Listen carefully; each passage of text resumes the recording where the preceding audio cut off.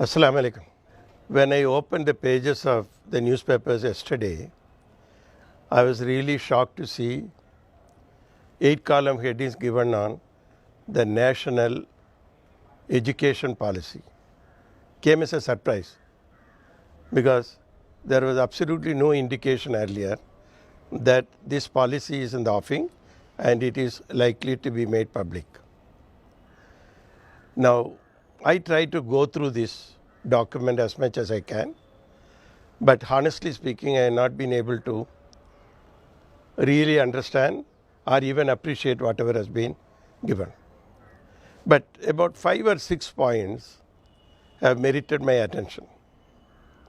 Number one, I really don't know with the kind of bias the central government has about Hindi and the inability of quite a number of legislators and parliamentarians and ministers not being able to speak in English, whether English will be given a kind of burial over a period of time.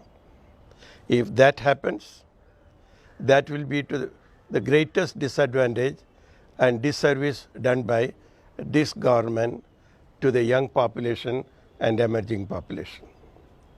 English has its own status, and in case lakhs of people in our country has been able to get lucrative jobs in India and abroad, it is because of English. I hope the status given to English stays as what it is or it gets improved over a period of time. The second matter which caught my attention is that they will be allocating at the central government level 6% of GDP towards education. In the past, this government has said about several allocations for different segments and sectors, including for agriculture, for defense and other segments. But that was only in the policy paper. It has never been translated into practice. But if they are going to do 6%, it will be a great thing. The third factor is education is a state subject. How come the central government is trying to usurp away this particular thing towards their domain? If that happens, that is going to be a big problematic thing as far as our federal structure is concerned.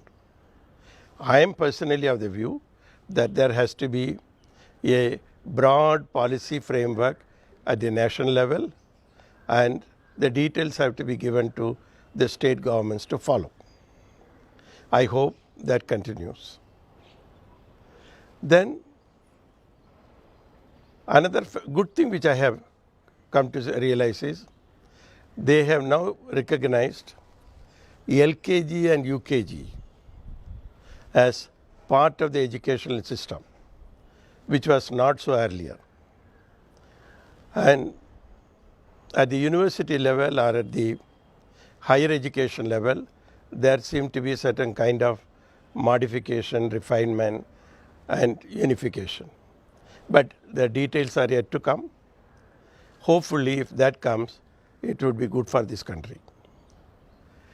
Education system has been crying for attention, refinement and also upgradation for several years now. If through this document and thereafter such kind of a refinement takes place, and if India could be on par with the Western countries, that will be a great boon to our children, grandchildren and the generations to follow. But one worrying factor as far as I am concerned is what is going to be the status of the madrasas. This government does not have any love for madrasas. All of us know that. But whether they will bring death knell through this particular policy to the madrasa system. If that happens, what little education Muslims have been able to get through madrasa will also get destroyed. I hope it does not happen that way. Teachers being given training and being professionally upgraded has also not happened in our country for a long time, with the result either at the primary level or the secondary level, college level or the university level, the kind of quality that we see with our teachers is something pitiable. I hope the government addresses this particular phenomenon also and brings quality into education field. I am yet to study the policy in its thoroughness, and once I am able to do that, hopefully I will be able to come back to you. Assalamu alaikum.